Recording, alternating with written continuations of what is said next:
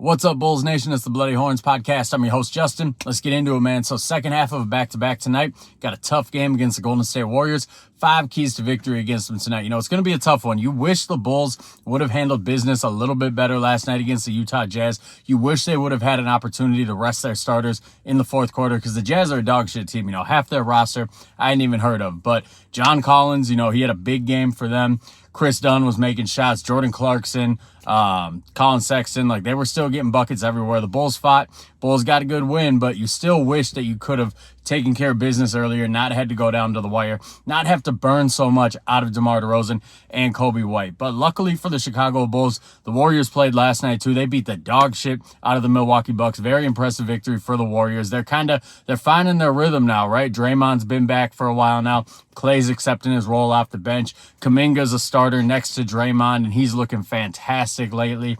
Chris Paul's finally back. They just got Andrew Wiggins back. Steph Curry is always Steph Curry. So the Warriors, they're looking like a tough out. They're looking like they're finding their rhythm as the postseason approaches here. So it's going to be a tough game for the Bulls tonight. The Warriors are always a bad matchup for the Bulls, but it's still one of those games that the Bulls, there's still a path to victory, right? The Bulls, we do play down to our competition, as evidenced last night in a close victory against the Jazz, a team we should have beat the dog shit out of, but we also play up to our competition. So should be an interesting one tonight. But here's 5 keys for the Bulls to kind of try to get this thing done. Key number 1, Vooch, man, you need to stay aggressive. You need to stay in the post. The Warriors have been playing the small ball lineup. They've been rolling with Draymond at the 5, Kuminga at the 4. They're very small inside. Looney only got 6 minutes last night, which is kind of surprising because Milwaukee's a team you think you'd go a little bit bigger than against, but they've been rolling with Trace Jackson Davis, who's actually Dale Davis's son. Fun fact for you guys out there who are 90s hoops heads like me, but they're a small team, so Vooch should be able to work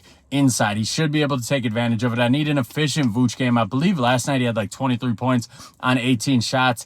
He shot 60%. My big problem with Vooch is he doesn't get to the free throw line, which he has to have the lowest free throw attempts for a center in the league with the amount of touches that he gets. It doesn't really make sense why he's not more aggressive, why he doesn't get to the free throw line. So I'm looking for aggressive Vooch tonight. I need him to have, 20 points on 15 shots, 25 points on 16, 17 shots. I can't keep having these inefficient games where he's getting 22 points on 20 shots. I've been hammering that point home a lot lately because it's true. So that's key number 1, aggressive Vooch tonight. We need a big Vooch game. It's a mismatch for the Warriors. We should beat them up inside. That kind of goes right into key number 2. Key number 2, we should see a lot of the Twin Towers lineup tonight.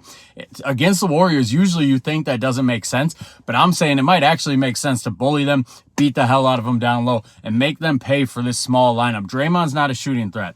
Jonathan Kuminga's a great athlete, but he's not a shooting threat either. So you can play the 2 bigs out there. You can play Vooch and Drummond together against those 2, and you can take advantage inside. Last night was an incredibly frustrating game because the Bulls couldn't grab a rebound to save their fucking lives. The Jazz do lead the league in second chance points, but still, they were starting John Collins at the 5, and he's 6'8", and he out-rebounded Vooch, he out-rebounded Drummond. It was incredibly frustrating. So the Bulls need to do something tonight. They can't be giving up those hustle points. Vooch, I need you to chalk your hands before the game, big dog, because it's like he covers them with Crisco. I think I tweeted that last night because that ball is always slipping out of his hands. Just grab the fucking ball, dude.